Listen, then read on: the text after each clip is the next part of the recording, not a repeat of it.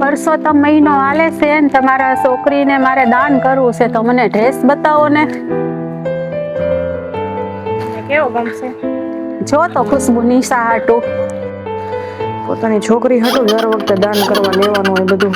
બહુ તો ક્યાં કોઈ દી ધ્યાનમાં આવે છે.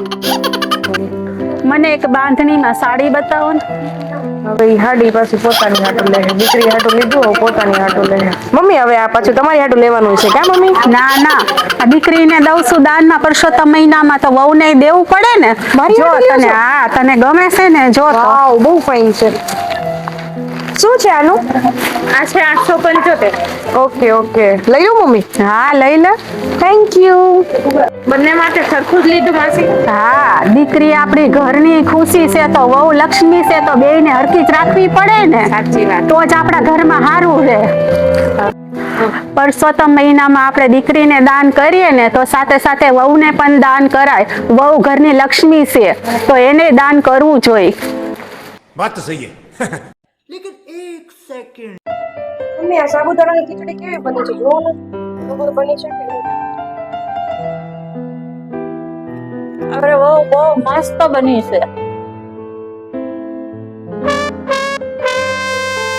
અરે આ તો વેવાણનો ફોન આવ્યો. આ સાસુ બધું છે ને મારા મમ્મીને કહી દેશે કે મને રસોઈ બનાવતા ન આવડતું, બધું કહી દેશે.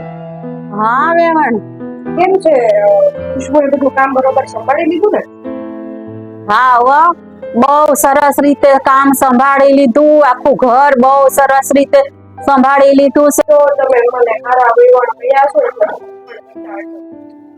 ના ના, આ તો સાચું હું કઉ છું. આ તો મારા ઓલા વહુના પુન છે તે મને આવી સરસ વહુ મળી છે.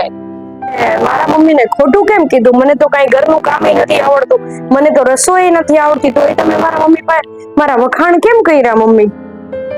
ઈ તો એમ જ હોય. થોડુંક તું ઈ ઘરેથી શીખીને આવી હોય, થોડુંક અહીંયા હું તને શીખવાડું.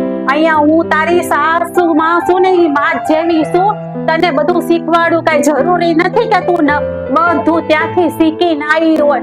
થોડુંક અહીંયા હું તને શીખવાડું. અહીં બેઠ મારી બાજુમાં, હાલ હું તારી આટલું ચા બનાવીને લાવું.